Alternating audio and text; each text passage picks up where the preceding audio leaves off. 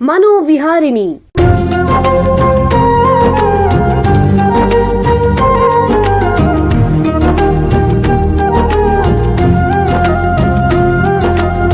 ಬೆಂಗಳೂರಿನ ನಿಮ್ಹಾನ್ಸ್ ವತಿಯಿಂದ ಮಾನಸಿಕ ಆರೋಗ್ಯ ಮತ್ತು ನರವಿಜ್ಞಾನ ಕುರಿತ ಪ್ರಾಯೋಜಿತ ಶಿಕ್ಷಣ ಮಾಲಿಕೆ. ಸಹಯೋಗ ಡಾಕ್ಟರ್ ರಾಮಚಂದ್ರ ಎನ್ ಮೂರ್ತಿ, ಮಾನಸಿಕ ಆರೋಗ್ಯ ಮತ್ತು ನರವಿಜ್ಞಾನ ಪ್ರತಿಷ್ಠಾನ, ನಿಮ್ಹಾನ್ಸ್. ಕೇಳಿ ಮಾನಸಿಕ ಆರೋಗ್ಯ ಮತ್ತು ನರವಿಜ್ಞಾನ ಕುರಿತ ಮಾಲಿಕೆ ಮನೋವಿಹಾರಿಣಿ. ನಮಸ್ಕಾರ ಶ್ರೋತೃಗಳೇ, ನಿಮಗೆಲ್ಲರಿಗೂ ಮನೋವಿಹಾರಿಣಿ ಶಿಕ್ಷಣ ಮಾಲಿಕೆಯ ಈ ಸಂಚಿಕೆಗೆ ಆತ್ಮೀಯ ಸ್ವಾಗತ. ಹಿಂದಿನ ಸಂಚಿಕೆಯಲ್ಲಿ ಮಾನಸಿಕ ಆಘಾತ ಮತ್ತು ಮಹಿಳೆಯರ ಮಾನಸಿಕ ಆರೋಗ್ಯದ ಬಗ್ಗೆ ಚರ್ಚೆ ಮಾಡ್ತಿದ್ವಿ. ಈಗ ಮುಂದುವರಿಸೋಣ.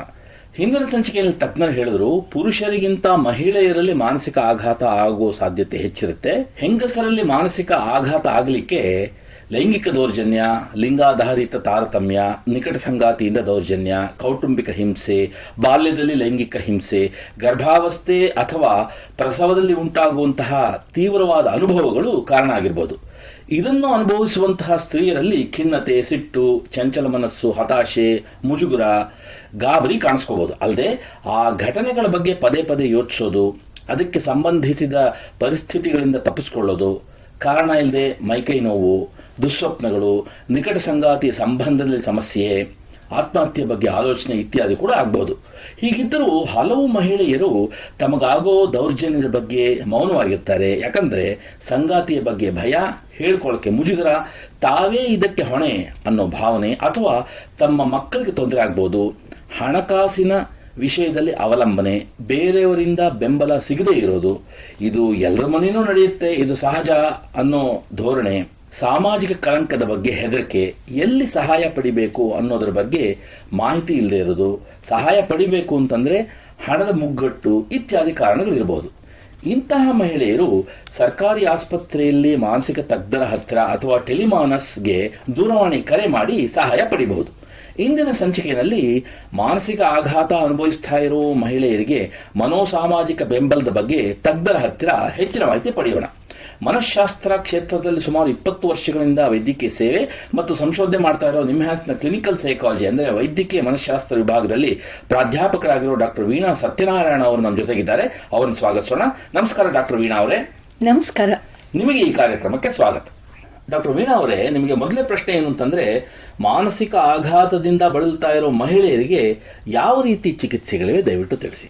ಶುರುವಿನಲ್ಲಿ ನೀವೇ ಹೇಳಿದಾಗ ನಾನಾ ರೀತಿಯ ಆಘಾತಗಳು ಉಂಟಾಗಿರ್ಬೋದು ಮಹಿಳೆಯರಿಗೆ, ಹಾಗೂ ಅದರ ತೀವ್ರತೆ ದೃಷ್ಟಿಯಿಂದ ನಾವು ನೋಡಿದಾಗ ಕೆಲವೊಂದು ಸಮಯ ಔಷಧಿಗಳ ಸಹಾಯ ಪಡ್ಕೋಬಹುದು, ಕೆಲವೊಂದು ಸಮಯ ಆಪ್ತ ಸಮಾಲೋಚನೆ ಬೇಕಾಗಿರುತ್ತೆ, ಕೆಲವೊಂದು ಸಮಯ ಮನೋಚಿಕಿತ್ಸೆಗಳು ಬೇಕಾಗಿರುತ್ತೆ. ಈಗ ನಾವು ಆಪ್ತ ಸಮಾಲೋಚನೆ ಮತ್ತು ಮನೋಚಿಕಿತ್ಸೆ ಕುರಿತಾಗಿ ಮಾತಾಡೋದಾದ್ರೆ ಅದರಲ್ಲೇನೆ ನಾನಾ ತರದ ಚಿಕಿತ್ಸೆಗಳಿವೆ. ಸೊ ಕೆಲವೊಂದು ಸಮಯ ಈ ಥರ ಆಘಾತ ಆಗಿರುವ ಮಹಿಳೆಗೆ ಮಾತ್ರ ಆಪ್ತ ಸಮಾಲೋಚನೆ ಮಾಡ್ತೀವಿ. ಇನ್ನು ಕೆಲವು ಸತಿ ಮನೆಯಲ್ಲಿ ಆಘಾತ ಆಗಿದೆ, ದೌರ್ಜನ್ಯದ ಸಮಸ್ಯೆ ಇದ್ದಾಗ ದಂಪತಿಗಳಿಗೂ ಆಪ್ತ ಸಮಾಲೋಚನೆ ಮಾಡ್ತೀವಿ, ಕುಟುಂಬದ ಸದಸ್ಯರಿಗೂ ಆಪ್ತ ಸಮಾಲೋಚನೆ ಮಾಡ್ಬೋದು. ಈಗ ಮಹಿಳೆಯರು ಇಂತಹ ಚಿಕಿತ್ಸಾ ಆಯ್ಕೆಗಳನ್ನ ಸಹಾಯ ಪಡೆಯಕ್ಕೆ ಯಾಕೆ ಹಿಂಜರಿತಾರೆ? ಶುರುನಲ್ಲೇನೆ ನೀವು ಕೆಲವೊಂದು ಕಾರಣಗಳ ಬಗ್ಗೆ ತಿಳಿಸಿದ್ದೀರಾ, ಅದೆಲ್ಲ ಸರಿ.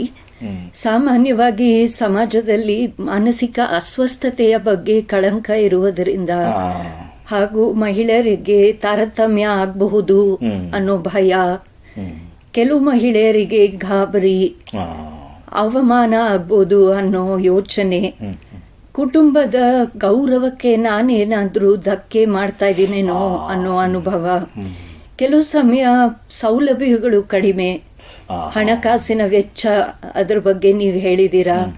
ಅದ್ರ ಜೊತೆಗೆ ಸಾರಿಗೆ ಸಮಸ್ಯೆ ಇರ್ಬೋದು, ಭಾಷೆಯ ಸಮಸ್ಯೆ ಇರ್ಬೋದು. ಸೊ ಈ ಥರ ನಾನಾ ಸಮಸ್ಯೆಗಳಿಂದ ಕೆಲವೊಂದು ಸಮಯ ಮಹಿಳೆಯರು ಹಿಂಜರಿಕೆ ಮಾಡ್ತಾರೆ. ಇದಕ್ಕೆ ಮುಂಚೆ ನೀವು ಹೇಳಿದ್ರೆ ಈ ಕೌನ್ಸಿಲಿಂಗ್ ಮಾಡ್ತೀವಿ ಅಥವಾ ಮನೋಚಿಕಿತ್ಸೆ ಮಾಡ್ತೀವಿ ಅನ್ನೋದು, ಇದು ಯಾವ ರೀತಿ ಮಾಡ್ತೀರಾ ಮತ್ತು ಇದು ಉಪಯುಕ್ತವಾಗಿರುತ್ತೆ, ದಯವಿಟ್ಟು ತಿಳಿಸಿ. ಸೊ ಆಪ್ತ ಸಮಾಲೋಚನೆ ಅಥವಾ ಮಾನಸಿಕ ಚಿಕಿತ್ಸೆಗಳು ಅಗತ್ಯ. ಈ ಒಂದು ಕಾಂಟೆಕ್ಸ್ಟ್ ಅಲ್ಲಿ ತುಂಬಾ ಮುಖ್ಯ ಅಂತ ಹೇಳಕ್ ಇಷ್ಟಪಡ್ತೀನಿ. ಅದ್ರ ಜೊತೆಗೆ ಪರಿಣಾಮಕಾರಿಯೂ ಹೌದು. ಸೊ ಇತ್ತೀಚೆಗೆ ಸುಮಾರಷ್ಟು ಸಂಶೋಧನೆಗಳನ್ನು ಕೂಡ ಇದೇ ಸೂಚಿಸಿದೆ. ಹಾಗೂ ಆಘಾತ ಕೇಂದ್ರಿತ ಚಿಕಿತ್ಸೆಗಳನ್ನು ಈ ನಡುವೆ ಸಾಕಷ್ಟು ಪ್ರಖ್ಯಾತವಾಗಿದೆ. ತರಬೇತಿ ಇರುವವರು ಇದನ್ನು ಮಾಡಿದಾಗ ಗೌಪ್ಯತೆ ಹಾಗೂ ಸುರಕ್ಷತೆ ಎರಡನ್ನೂ ಕಾಪಾಡಬಹುದು ಅಂತ ಹೇಳಕ್ ಇಷ್ಟಪಡ್ತೀನಿ. ಸೊ ಸಾಮಾನ್ಯವಾಗಿ ಕೌನ್ಸಿಲಿಂಗಿಗೆ ನಾವು ಆಪ್ತ ಸಮಾಲೋಚನೆ ಅಂತ ಹೇಳ್ತೀವಿ.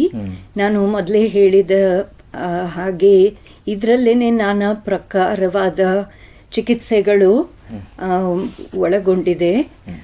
ಕೌನ್ಸಿಲಿಂಗಲ್ಲಿ ಸಾಮಾನ್ಯವಾಗಿ ನಾವು ಈ ಥರ ಬಳಲುತ್ತಿರುವ ಮಹಿಳೆಗೆ ಧೈರ್ಯ ತುಂಬೋದು, ಬೆಂಬಲ ನೀಡೋದು, ಆಘಾತದ ಬಗ್ಗೆ ಸ್ವಲ್ಪ ಮಾಹಿತಿಯನ್ನು ಪಡೆಯೋದು, ಈ ಆಘಾತ ನಡೆಯುವ ಮುಂದೆ ಅವ್ರು ಹೇಗಿದ್ರು, ಈ ಆಘಾತ ಯಾವಾಗ ನಡೀತು, ಹೇಗ್ ನಡೀತು, ನಡೆದಾಗ ಯಾರು ಅವರೊಟ್ಟಿಗೆ ಇದ್ರು, ಇದರ ಬಗ್ಗೆ ಅವರು ಬೇರೆಯವ್ರ ಜೊತೆ ಹಂಚಿಕೊಂಡ್ರ ಅಥವಾ ಇಲ್ವಾ ಅನ್ನೋದೆಲ್ಲ ತಿಳ್ಕೊಂಡು ಸದ್ಯಕ್ಕೆ ಅವರಿಗೆ ಯಾವ ರೀತಿ ಮಾನಸಿಕ ಅಸ್ವಸ್ಥತೆ ಕಂಡು ಬರ್ತಿದೆ ಅದನ್ನು ಪರಿಶೀಲಿಸಿ ಮುಂದೆ ಅವ್ರು ಏನು ಮಾಡಬೇಕು ಅದ್ರ ಬಗ್ಗೆ ಕೆಲವೊಂದು ಮಾಹಿತಿ ನೀಡ್ತೀವಿ. ಯಾಕಂದರೆ ಅವರಿಗೆಲ್ಲ ಇದ್ರ ಬಗ್ಗೆ ಸಾಕಷ್ಟು ಮಾಹಿತಿ ಇರೋದಿಲ್ಲ.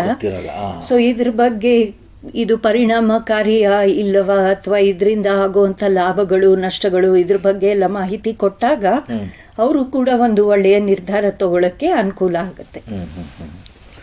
ಬಹಳ ಉಪಯುಕ್ತ ಮಾಹಿತಿ. ಈಗ ಒಂದು ಸಣ್ಣ ವಿರಾಮ ತಗೊಳ್ಳೋಣ. ನಂತರ ಮಾನಸಿಕ ಆಘಾತ ಅನುಭವಿಸ್ತಾ ಇರೋ ಮಹಿಳೆಯರಿಗೆ ಮನೋಸಾಮಾಜಿಕ ಬೆಂಬಲದ ಬಗ್ಗೆ ಚರ್ಚೆನ ಮುಂದುವರಿಸೋಣ.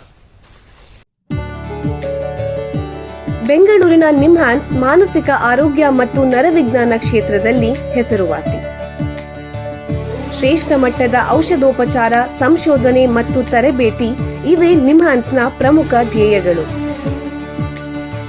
ದೇಶದ ವಿವಿಧ ಭಾಗಗಳಿಂದ ಬರುವ ಲಕ್ಷಾಂತರ ಜನರಿಗೆ ಚಿಕಿತ್ಸೆ ನೀಡುವ ನಿಮ್ಹಾನ್ಸ್ಗೆ ರಾಷ್ಟ್ರೀಯ ಪ್ರಾಮುಖ್ಯತಾ ಸಂಸ್ಥೆ ಎಂಬ ಗೌರವ. ಚಿಕಿತ್ಸೆ ಮತ್ತು ವೈದ್ಯಕೀಯ ಸೇವೆಗಳ ಜೊತೆಯಲ್ಲಿ ನರರೋಗ ಮತ್ತು ಮನೋವೈದ್ಯಕೀಯ ಪುನರ್ವಸತಿ ಸೇವೆಗಳು, ಸಮುದಾಯ ಮಟ್ಟದ ಆರೋಗ್ಯ ಕಾರ್ಯಕ್ರಮಗಳನ್ನು ನಡೆಸುವುದು ಹಾಗೂ ಜನಜಾಗೃತಿ ಮೂಡಿಸುವ ಕೆಲಸಗಳಲ್ಲಿ ಸಕ್ರಿಯವಾಗಿದೆ ನಿಮ್ಹಾನ್ಸ್. ಈ ನಿಟ್ಟಿನಲ್ಲಿ ಆಕಾಶವಾಣಿಯ ಶ್ರೋತೃಗಳಿಗೆ ನರಮಂಡಲ ಮತ್ತು ಮಾನಸಿಕ ಆರೋಗ್ಯದ ಬಗ್ಗೆ ಉಪಯುಕ್ತ ಮಾಹಿತಿ ನೀಡುವುದೇ ಡಾಕ್ಟರ್ ರಾಮಚಂದ್ರ ಎನ್ ಮೂರ್ತಿ ಮಾನಸಿಕ ಆರೋಗ್ಯ ಮತ್ತು ನರವಿಜ್ಞಾನ ಪ್ರತಿಷ್ಠಾನ ನಿಮ್ಹಾನ್ಸ್ನ ಸಹಯೋಗದೊಂದಿಗೆ ಮೂಡಿಬರುತ್ತಿರುವ ಈ ಮನೋವಿಹಾರಿಣಿ ಶಿಕ್ಷಣ ಮಾಲಿಕೆಯ ಮೂಲ ಉದ್ದೇಶ. ವಿರಾಮದ ನಂತರ ಮನೋವಿಹಾರಣಿಯ ಈ ಸಂಚಿಕೆಗೆ ನಿಮಗೆಲ್ಲರಿಗೂ ಮತ್ತೊಮ್ಮೆ ಸ್ವಾಗತ. ವಿರಾಮಕ್ಕೆ ಮುಂಚೆ ಮಾನಸಿಕ ಆಘಾತ ಅನುಭವಿಸ್ತಾ ಇರುವ ಮಹಿಳೆಯರಿಗೆ ಮನೋಸಾಮಾಜಿಕ ಬೆಂಬಲದ ಬಗ್ಗೆ ನಿಮ್ಹಾನ್ಸ್ನ ತಜ್ಞರಾದ ಡಾಕ್ಟರ್ ವೀಣಾ ಸತ್ಯನಾರಾಯಣ ಅವರೊಂದಿಗೆ ಮಾತಾಡ್ತಾ ಇದ್ವಿ. ಈಗ ಈ ಚರ್ಚೆನ ಮುಂದುವರಿಸೋಣ. ಡಾಕ್ಟ್ರೇ, ಈ ಚಿಕಿತ್ಸೆ ತಗೊಳ್ಳೋ ಮಹಿಳೆಯರನ್ನ ಕುಟುಂಬದವರು ಮತ್ತು ಸ್ನೇಹಿತರು ಹೇಗೆ ಬೆಂಬಲಿಸಬಹುದು? ಕುಟುಂಬದ ಸದಸ್ಯರು ಮಹಿಳೆ ಅವರೊಟ್ಟಿಗೆ ಹಂಚಿಕೊಂಡಾಗ ಸ್ವಲ್ಪ ತಾಳ್ಮೆಯಿಂದ ಮತ್ತು ಅವ್ರ ಕಡೆ ಸ್ವಲ್ಪ ಹೆಚ್ಚು ಗಮನ ಕೊಟ್ಟು ಆಲಿಸಬೇಕು, ಅವರಲ್ಲಿ ಧೈರ್ಯ ತುಂಬಬೇಕು, ಅವರನ್ನು ಕೆಲವೊಮ್ಮೆ ಆಪ್ತ ಸಮಾಲೋಚನೆ ಕಡೆಗೆ ಗಮನ ಹರಿಸಿ ಅದನ್ನು ಪ್ರಯೋಗಿಸ್ಕೋಬೇಕು ಅಂತ ಪ್ರೋತ್ಸಾಹ ನೀಡೋದು ತುಂಬ ಮುಖ್ಯ ಆಗಿರುತ್ತೆ. ಚಿಕಿತ್ಸೆಯ ಕಾಲಾವಧಿ ಉದ್ದಕ್ಕೂ ಅವರಿಗೆ ಬೆಂಬಲ ನೀಡುವುದು ಮುಖ್ಯವಾಗಿರುತ್ತೆ. ಮುಖ್ಯವಾಗಿ ನಾವೇನು ಅರ್ಥ ಮಾಡ್ಕೋಬೇಕು ಅಂದರೆ, ಈ ಥರ ಆಘಾತ ಯಾರಿಗೆ ಬೇಕಾದರೂ ಆಗ್ಬೋದು, ಯಾವಾಗ ಬೇಕಾದರೂ ಆಗ್ಬೋದು. ಕೆಲವರು ಇತರರಿಗಿಂತ ಸ್ವಲ್ಪ ಹೆಚ್ಚು ದುರ್ಬಲತೆ ಹೊಂದಿರ್ತಾರೆ, ಅವರಿಗೆ ಆಘಾತ ಸ್ವಲ್ಪ ಹೆಚ್ಚು ಪ್ರಮಾಣದಲ್ಲಿ ಆಗ್ಬೋದು. ಸೊ ಇದ್ರ ಬಗ್ಗೆ ಸ್ವಲ್ಪ ಸೂಕ್ಷ್ಮತೆಯಿಂದ ನಾವು ನೋಡಿದಾಗ ಅವ್ರಿಗೆ ನಾವು ಸೂಕ್ತ ಸಹಾಯ ಏರ್ಪಡಿಸ್ಬೋದು ಅನ್ನೋದು ಉದ್ದೇಶ ಆಗಿರುತ್ತೆ. ಈ ರೀತಿ ಮಾನಸಿಕ ಆಘಾತ ಆಗಿರೋ ಮಹಿಳೆಯರು ತಮಗಾದ ಸಮಸ್ಯೆಯನ್ನು ನಿರ್ವಹಿಸಲಿಕ್ಕೆ ಯಾವ್ದಾದ್ರು ಸರಳವಾಗಿರೋ ಸ್ವಸಹಾಯ ವಿಧಾನಗಳಿದೆಯಾ ಮತ್ತು ದೈನಂದಿನ ಜೀವನದಲ್ಲಿ ಏನಾದರೂ ಅಭ್ಯಾಸಗಳನ್ನು ಮಾಡ್ಬೋದಾ? ದಯವಿಟ್ಟು ತಿಳಿಸಿ. ಸೊ ಸ್ವಸಹಾಯ ವಿಧಾನಗಳು ಅಂತ ಹೇಳಿದ್ರೆ ದೀರ್ಘವಾಗಿ ಉಸಿರಾಟ ತುಂಬಾ ಮುಖ್ಯ ಆಗಿರುತ್ತೆ. ಇದರಿಂದ ಸ್ವಲ್ಪ ಅವರು ಅವರ ಆತಂಕ, ಗಾಬರಿ ಸಮಸ್ಯೆಯನ್ನ ಕಡಿಮೆ ಮಾಡ್ಕೋಬಹುದು. ಅವರಿಗೆ ಆಗ್ತಿರುವಂತಹ ಒತ್ತಡ ಕಡಿಮೆ ಮಾಡ್ಕೋಬಹುದು. ಮುಖ್ಯವಾಗಿ ಈ ಒಂದು ವಿಧಾನ ದಿನನಿತ್ಯ ಮಾಡೋದು ಮುಖ್ಯ. ಅದೇ ರೀತಿ ಪ್ರಾಣಾಯಾಮ ಆಗಿರ್ಬೋದು, ಯೋಗ ಆಗಿರ್ಬೋದು, ಇತರ ವ್ಯಾಯಾಮಗಳಾಗಿರ್ಬೋದು, ಕ್ರೀಡೆಗಳಾಗಿರ್ಬೋದು, ಹವ್ಯಾಸಗಳಾಗಿರ್ಬೋದು. ಸೊ ಇದರಲ್ಲಿ ನಾವು ತೊಡಗಿಸ್ಕೊಂಡಾಗ ಸ್ವಲ್ಪ ಮನಸ್ಸಿಗೂ ಶಾಂತಿ, ನೆಮ್ಮದಿ ಸಿಗತ್ತೆ. ಇದರ ಜೊತೆಗೆ ಪೌಷ್ಟಿಕ ಆಹಾರ, ನಿದ್ರೆ ಹಾಗೂ ವಿಶ್ರಾಂತಿಯ ಲಾಭಗಳು ಅತಿ ಮುಖ್ಯ. ಒಬ್ಬಂಟಿಯಾಗಿರದೆ ಹತ್ತಿರವಾಗಿರೋರ ಜೊತೆ ಸ್ವಲ್ಪ ಸಂಪರ್ಕದಲ್ಲಿರೋದು ಮುಖ್ಯವಾಗಿರುತ್ತೆ. ಸಕಾರಾತ್ಮಕ ವಿಚಾರಗಳನ್ನ ಬೆಳೆಸ್ಕೊಳ್ಳೋದು ಮುಖ್ಯವಾಗಿರುತ್ತೆ. ತುಂಬ ಭವಿಷ್ಯದ ಬಗ್ಗೆ ಯೋಚನೆ ಮಾಡೋದು ಅಥವಾ ಹಿಂದೆ ನಡೆದಿರೋದ್ರ ಬಗ್ಗೆ ಯೋಚನೆ ಮಾಡೋದ್ರಿಂದ ಹೆಚ್ಚು ಪ್ರಯೋಜನಕಾರಿ ಆಗೋದಿಲ್ಲ. ಸೊ ವರ್ತಮಾನದಲ್ಲಿ ಇರೋದು ಮುಖ್ಯವಾಗಿರುತ್ತೆ. ತಮಗೆ ಸಂತೋಷ, ಉಲ್ಲಾಸ ಸಿಗುವಂತ ಚಟುವಟಿಕೆಗಳನ್ನ ಮಾಡೋದು ಮುಖ್ಯವಾಗಿರುತ್ತೆ.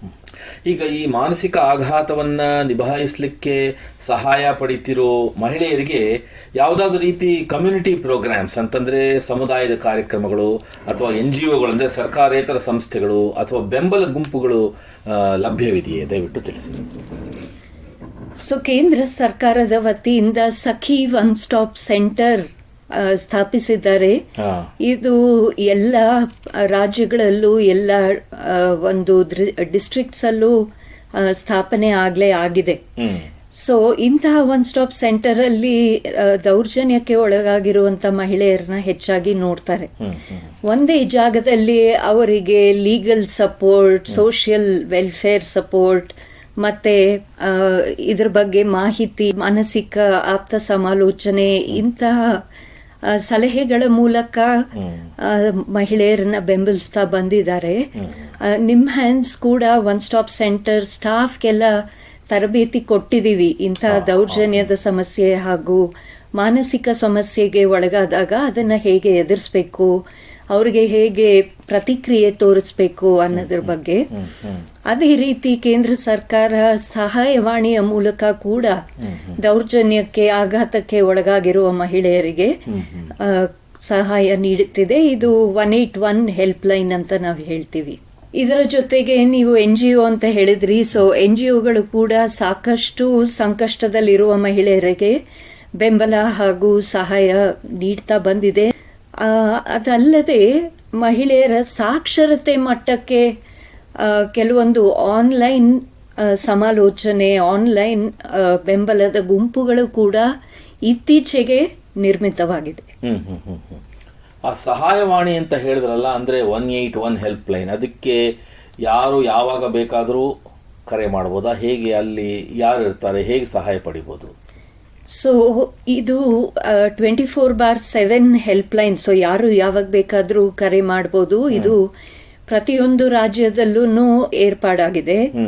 ಸೊ ಸಾಮಾನ್ಯವಾಗಿ ಕಂಡು ಬರುವಂತಹ ಖಿನ್ನತೆ ಸಮಸ್ಯೆ ಆಗಿರ್ಬೋದು, ಆತಂಕ, ಗಾಬರಿ ಸಮಸ್ಯೆ ಆಗಿರ್ಬೋದು, ಇವೆಲ್ಲ ಏನು ಇಲ್ಲದೇ ಇದ್ರೂ ಒತ್ತಡದ ಸಮಸ್ಯೆ ಆಗಿರ್ಬೋದು, ಹೇಗೆ ನಾವು ಬೆಂಬಲ ತೋರಿಸ್ಬೇಕು, ಧೈರ್ಯ ತುಂಬಬೇಕು, ಅಥವಾ ಕೆಲವೊಂದು ಸಮಯ ತೀವ್ರ ಮಾನಸಿಕ ಖಿನ್ನತೆಗೆ ಒಳಗಾದಾಗ ಅವರನ್ನು ನಾವು ಇನ್ನು ಉತ್ತಮ ಸಂಸ್ಥೆಗಳಿಗೆ ಹೇಗೆ ರೆಫರ್ ಮಾಡಬೇಕು. ಸೊ ಇದ್ರ ಬಗ್ಗೆ ಎಲ್ಲ ನಾವು ಅವರಿಗಾಗಲೇ ಟ್ರೈನಿಂಗ್ ಕೊಟ್ಟಿದ್ದೇವೆ. ಬಹಳ ಉಪಯುಕ್ತ ಮಾಹಿತಿ ನೀಡಿದ್ರ. ನೋಡಿ, ನಿಮ್ ಜೊತೆ ಮಾತಾಡ್ತಾ ಕಾಲ ಕಳೆದಿದ್ದೇ ಗೊತ್ತಾಗ್ಲಿಲ್ಲ. ಇಲ್ಲಿಗೆ ಈ ಸಂಚಿಕೆ ಮುಗಿಸುವಂತ ಸಮಯ ಆಗ್ತಿದೆ. ಡಾಕ್ಟರ್ ವೀಣಾ ಅವರೇ, ಎಲ್ಲ ಕೇಳುಗರಿಗೆ, ಮಾನಸಿಕ ಆಘಾತ ಅನುಭವಿಸುವ ಮಹಿಳೆಯರಿಗೆ ಮನೋಸಾಮಾಜಿಕ ಬೆಂಬಲದ ಬಗ್ಗೆ ಉಪಯುಕ್ತ ಮಾಹಿತಿ ನೀಡಿದ್ದೀರಾ. ನಿಮಗೆ ಎಲ್ಲರ ಪರವಾಗಿ ಧನ್ಯವಾದಗಳು. ಶ್ರೋತೃಗಳೇ, ಮಾನಸಿಕ ಆರೋಗ್ಯ ಮತ್ತು ನರವಿಜ್ಞಾನದ ಬಗ್ಗೆ ಇನ್ನೂ ಹೆಚ್ಚಿನ ಮಾಹಿತಿಯೊಂದಿಗೆ ಮನೋವಿಹಾರಣೆ ಮುಂದಿನ ಸಂಚಿಕೆಯಲ್ಲಿ ಭೇಟಿಯಾಗೋಣ. ನಮಸ್ಕಾರ. ನಮಸ್ಕಾರ. ಇಲ್ಲಿಯವರೆಗೆ ಬೆಂಗಳೂರಿನ ನಿಮ್ಹಾನ್ಸ್ ವತಿಯಿಂದ ಮಾನಸಿಕ ಆರೋಗ್ಯ ಮತ್ತು ನರವಿಜ್ಞಾನ ಕುರಿತ ಪ್ರಾಯೋಜಿತ ಶಿಕ್ಷಣ ಮಾಲಿಕೆ ಮನೋವಿಹಾರಿಣಿ ಕೇಳಿದಿರಿ. ಸಹಯೋಗ ಡಾಕ್ಟರ್ ರಾಮಚಂದ್ರ ಎನ್ ಮೂರ್ತಿ, ಮಾನಸಿಕ ಆರೋಗ್ಯ ಮತ್ತು ನರವಿಜ್ಞಾನ ಪ್ರತಿಷ್ಠಾನ, ನಿಮ್ಹಾನ್ಸ್. ನೆರವು ಡಾಕ್ಟರ್ KS ಮೀನಾ, ನಿಮ್ಹಾನ್ಸ್. ಮಾನಸಿಕ ಆರೋಗ್ಯ ಶಿಕ್ಷಣ ವಿಭಾಗ, ನಿಮ್ಹಾನ್ಸ್ ಹಾಗೂ ನಿವೇದಿತಾ BS, ನಿಮ್ಹಾನ್ಸ್. ಸಂಗೀತ ಸಂಯೋಜನೆ K. ಕಲ್ಯಾಣ್. ಪರಿಕಲ್ಪನೆ, ನಿರೂಪಣೆ ಮತ್ತು ನಿರ್ಮಾಣ ಡಾಕ್ಟರ್ MM ಶ್ರೀನಿವಾಸ್ ಭರತ್, ನಿಮ್ಹಾನ್ಸ್. ನಿಮ್ಮ ಸಂದೇಶಗಳನ್ನು ಕಳಿಸಬೇಕಾದ ದೂರವಾಣಿ ಸಂಖ್ಯೆ 7891055224 78991055 ವಾಟ್ಸ್ಆಪ್ ಸಂದೇಶಗಳು ಮಾತ್ರ. ಈ ಕಾರ್ಯಕ್ರಮದ ಮುಂದಿನ ಸಂಚಿಕೆ ಮುಂದಿನ ವಾರ ಇದೇ ಸಮಯಕ್ಕೆ ಮನೋವಿಹಾರಿಣಿ ಮಾಲಿಕೆಯಲ್ಲಿ.